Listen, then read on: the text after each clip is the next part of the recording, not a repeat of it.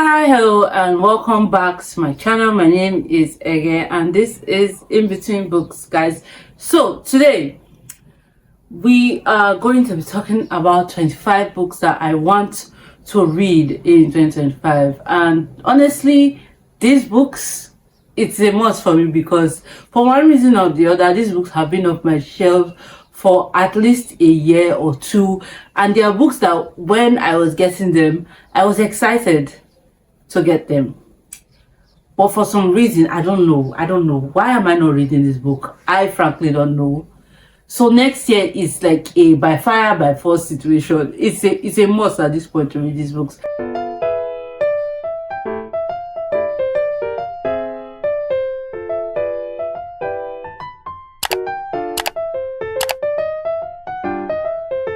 Okay guys, so the first book we're going to talk about is Manchester Happened by Jennifer Makumbi. And honestly, Jennifer Makumbi is one of my favorite authors ever, so I frankly don't understand why I have refused to read her book. So Jennifer has 3 books: The First Woman, Chintu, and then Manchester Happened. I've read the other 2, so what exactly is the problem and why have I refused to read this one?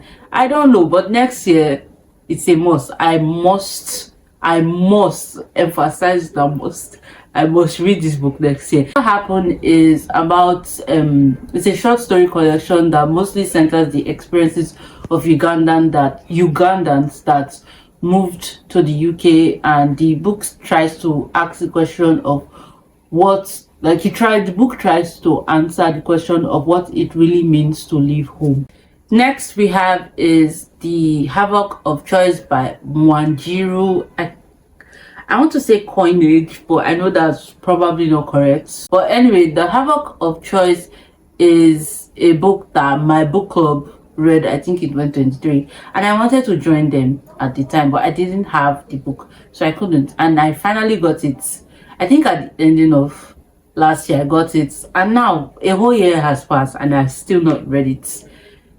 So next year I must read this book. So The Havoc of Choice is about the 2007 post-election violence in Kenya. So Kawata is a politician's daughter, and so growing up she had to live under her father's shadow and also suffer his political machinations. So when her husband decides to run in the next election, she just makes up her mind that, you know what, she's not staying, she's going to leave. This book tries to explore the effects of colonization and corruption within the context of a single household. So the next book we have is The Secret Lives of Baba Shegi's Wife. 2019, when I started reading African literature, I have been aware of this book's existence, and I think in 2021 that's when I finally got myself a copy. So 2021 till 2024, why have I not read it? I don't know. So for Baba Shegi,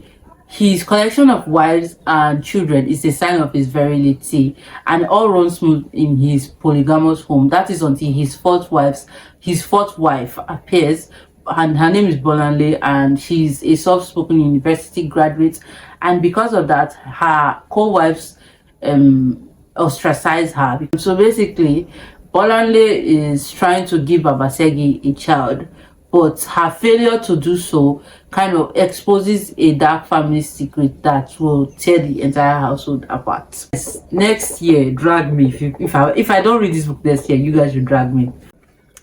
So the next is Blessings, and so basically Blessings is a coming of age story about a young queer boy and his experiences growing up. This book is told from his perspective and also from his mother's perspective, and yeah, so I don't have much to say. I just want to read this book. So next year, guys, next year. So guys, next we have is And Then He Sang a Lullaby by Nneka Sontochukwu. And okay, I've not had this one for a long time. I just recently got this in November, but I listened, I attended a book festival in November and I listened to the author's chat and I was just really intrigued by it. So I just wanted to see what was going on in this author's book. So it's about two young boys, August and Shegun, and how they meet and fall in love in university, and also navigate being like queer in a country that their existence is basically outlawed. The next we have is Never's Condition, and yeah, so I really want to read this book. My problem is that I don't know, I've never had the gingered vibe, but I think I'm avoiding this book because I feel like this book is going to make me cry. I don't know why, but that's just the vibe I get.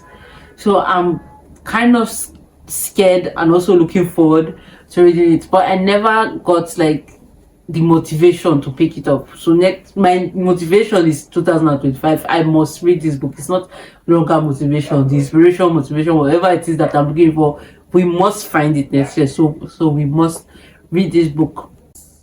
Okay, so 2 decades before Zimbabwe wins independence and ends white minority rule, 13-year-old Tambos embarks on her education. On her shoulders rest the economic hopes of her parents, siblings, and extended family, and within her burns the desire for independence, a timeless coming-of-age tale and a powerful exploration of cultural imperialism.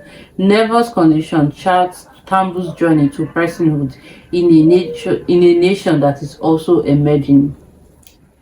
I've heard so many good things about this book, and I honestly can't wait. I have The Island of Missing Tree by Elif Shafak, and yeah, this one was also a book club pick that I think was also 2022 that the book was read, or maybe even last year, I can't remember, either 2022 or 2023. This book, my book club read this book, and I wanted to read it, but it didn't happen. And I actually just recently got myself a physical copy, so I'm actually really excited. Okay, so this book, I think it takes historical fiction and it takes place in Cyprus, and it's basically the book is basically about the love story of two teenagers who are at opposite sides of the war in Cyprus, and their story is told by a tree. So we have the perspective of a tree in this book. That's all I'm going to tell you guys, but yeah, I can't wait, honestly. The next I have is The Bishop's Prodigal Daughter by Timendu Aghahowa, and this is about a young lady, Elo, and it's basically about how she navigates finding love while also being in a very close-knit and conservative Christian community. So I recently got this book, and I'm honestly excited to read this book for 3 reasons. Number one, I haven't read a lot of Nigerian romance books that take place in Nigeria, so I'm excited for that. Also, this book happens in it's about characters from the Niger Delta, like the southern region of Nigeria, and I haven't read a lot of books from that region in particular. So yeah. And the third reason is that I'm just excited to see how the author explores the different themes in this book. As someone that has grown up in a close-knit religious community, I'm just excited to see how the author handles everything. And then I have What It Means When a Man Falls from the Sky by Lesley, Nneka, Arimah, and this is a short story collection. I've heard so many good things about this particular collection, so I've decided to come and see for myself what it's all about. And it's a relatively small book, so honestly I'm hoping this will be something I breeze through if I really enjoy it. So this collection is a dazzling, accomplished debut collection which explores the ties that binds parents and children, husbands and wives, lovers and friends to one another and to the places they call home.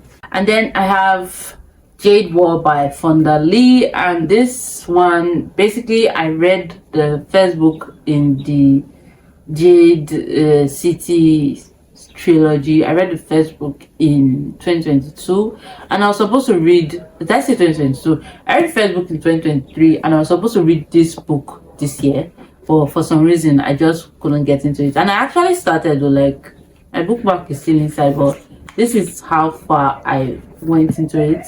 So yeah, next year I just want to try and read this one. I also read the final book in the trilogy so I can wrap up this series. Well of Ascension by Brandon Sanderson. This is the second book in the Mistborn trilogy. I read the first book this year, I believe in like June or July, and I really enjoyed it. So I thought I would be able to read the second book this year also, but it didn't work out. So next year I want to try and finish the series also.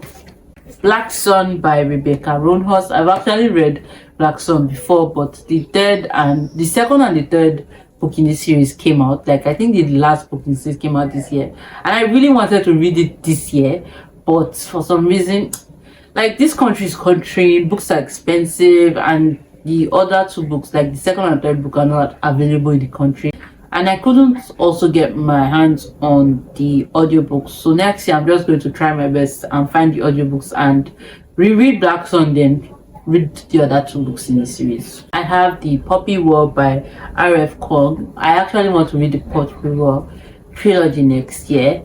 I thought I would be able to read the entire series in like 2022 or 2023, but it didn't work out, and since then I've just not been able to pick it up. So next year I want to reread the Poppy War and also read the other two books in the series so I can finish up this series. The Broken Earth trilogy by N.K Jemisin. You guys, I'm too lazy to bring the books out of the box, so let's just take it like that. The 3 books in the Broken Earth trilogy by N.K Jemisin. Yeah, I've had this series since 2021. Like, I've had them like this since 2021. I've never attempted to read them, and I want to change that next year. So next year is for the Broken Earth trilogy. Next I have Six of Crows by Leigh Bardugo. So I've actually read Six of Crows before. When the live adaptation came out, I finished the first 3 books, like the Shadow and Bone trilogy, and then I read Six of Crows. But after reading Six of Crows, I watched the adaptation and I never went back to the book. So next year I want to try, like, I want to reread Six of Crows and then like finish the Six of Crows duology and then move on to the other books in the Rishaverse series. But yeah, Warrior of the Wind by Suyi Davis Okungbowa. And yeah, this one, if you can hear people talking in the background, I apologize. My neighbors, I don't know if they're arguing or just talking passionately, but yeah, I apologize. Anyway, so the Warrior of the Wind is by Suyi Davis Okungbowa, and I think I read the first book in, I want to say 2023, but it's probably 2022, and I enjoyed it. I really did. So when the second book came out last year, I got it and I started it. Yeah, I started this book in 2023. No, I started this book this year. It came out this year in 2024, and I started it, and I was enjoying it. But the thing with Suyi's books are that this particular series has a very slow start at the beginning. Same thing with the first book, so it took me a while to really get into it. So this one, it was taking me some time, and I put it down and I never picked it back up again. So next year I want to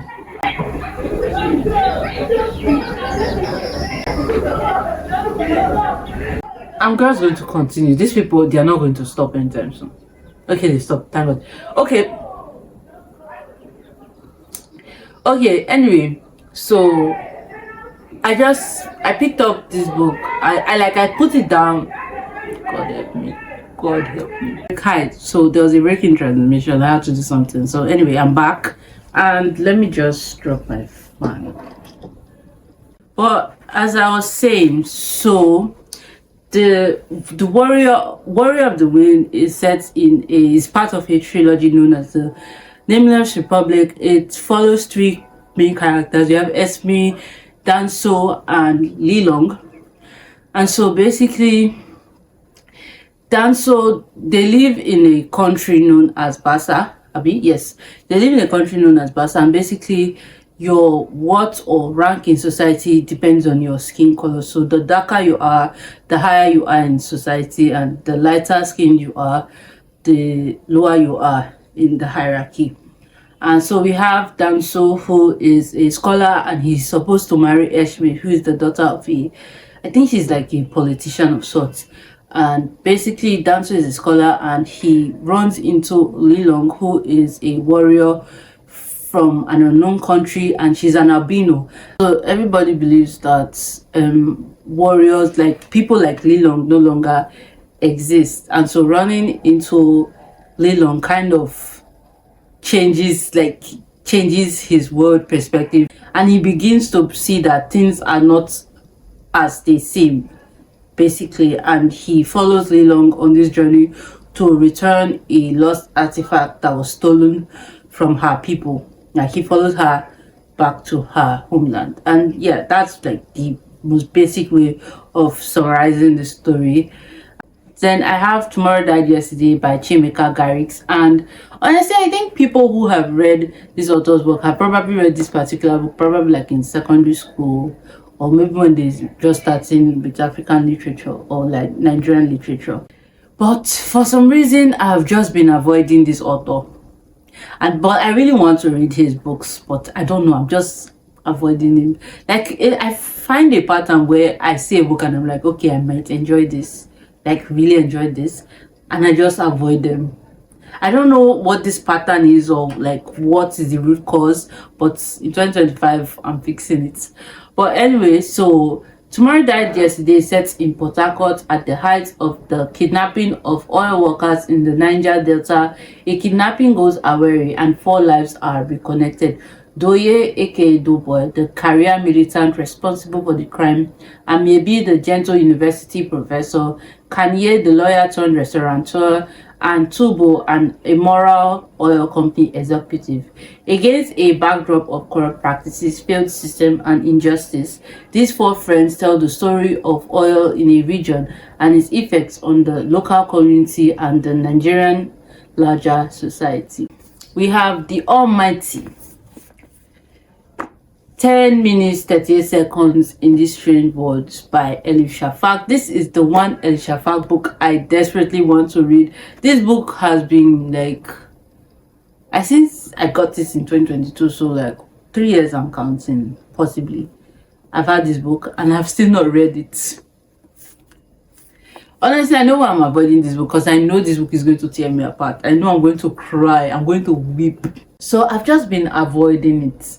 But you know what, 2025 is my year. Like, I'm fully prepared. All the books that I've been avoiding because I feel like I'll cry when I read them, 2025 is my year of crying, of weeping. I am ready. Whatever any book wants to give me, I will take it with my full chest. So 10 minutes and 38 seconds is basically about this young lady. I believe she's a prostitute in Istanbul. Her name is Tequila Lila. And basically the book starts immediately after she has been murdered in a back alley, and for 10 minutes and 38 seconds she enters this state of heightened awareness because her brain is still active. And this book basically just takes us through her life from when she was younger, and how she ended up being a prostitute, and how she eventually ended up murdered.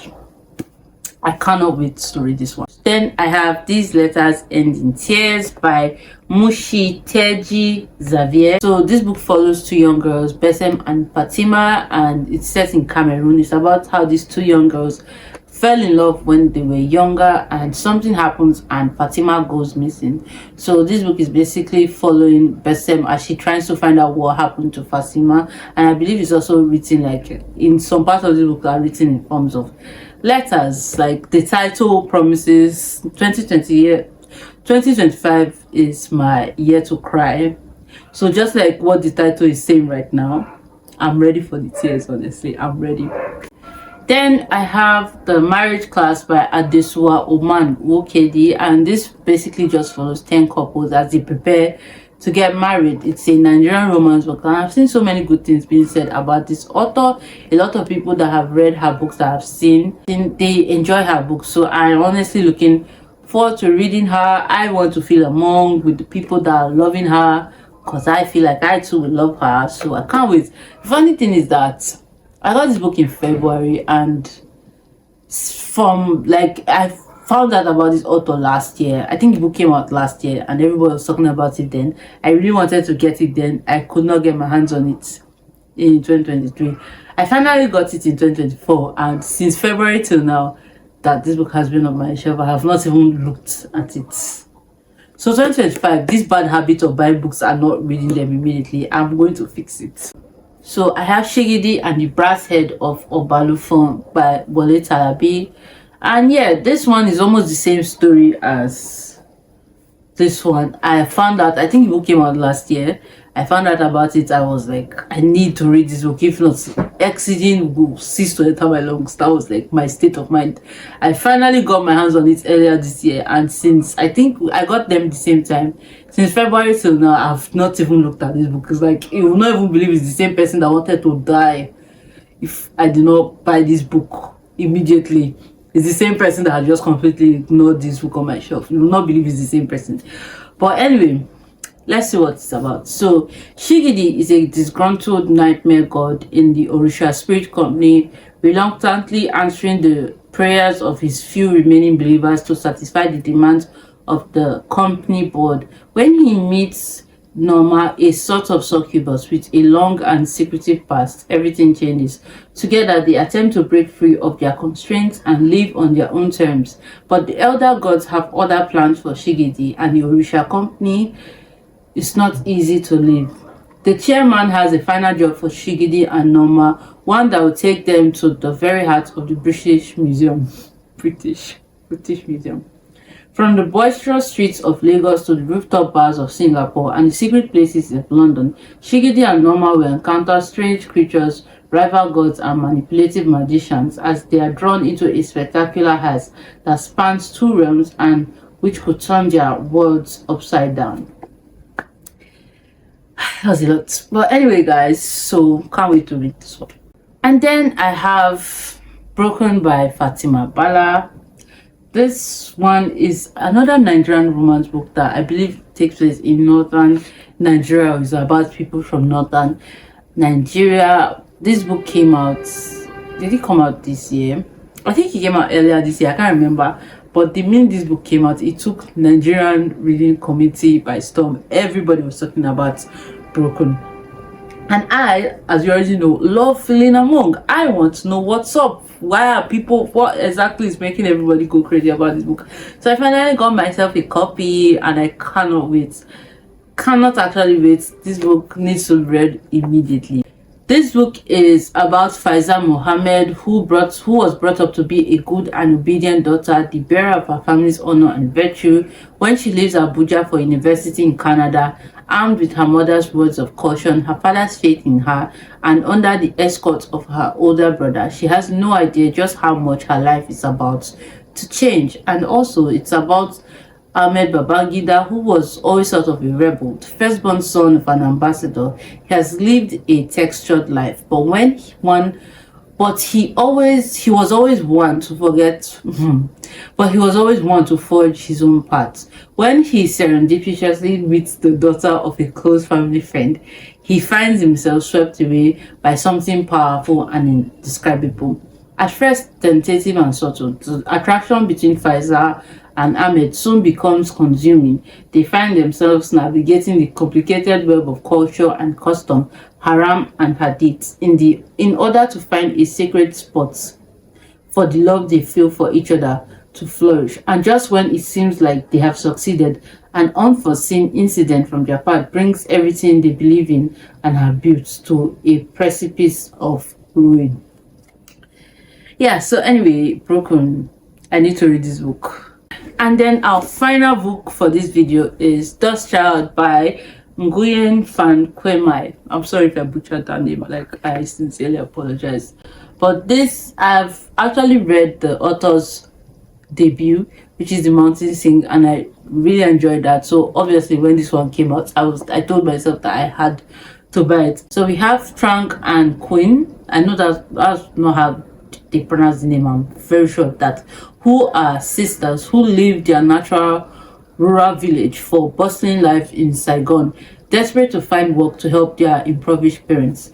When they take jobs as bad girls paid to flirt with American soldiers, they must decide whether they are willing to turn their backs on the people they used to be. We also have from one of the thousands of mixed-race children abandoned by their American fathers and Vietnamese mothers. Fang grows up surrounded by rejection, insulted as a black American imperialist and a child of the enemy.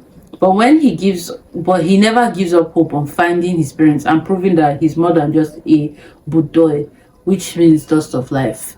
And then we have Dan, a former American helicopter pilot, still plagued by regrets about his action during the Vietnam War. Now he has returned in hopes of confronting the demons that refuse to fall silent. Set between the Vietnam War and present day, Dust Child is a sweeping epic of family secrets and hidden heartache from an internationally celebrated author. Yeah, so can't wait to read this. So guys, that has been my 25 books that I want to try my best to read in 2025. By fire by force, I must absolutely read them, because at the end of 2025 I want to come back and say that yes, so I actually did what I set my mind to do, like what I set out to do, I actually did it. So anyway, this has been the video. Thank you so much for watching. Let me know if you have any books that you really would love to finish, or if it's a series that you would love to complete in 2025 in the comments, and I'll see you in my next video. Bye.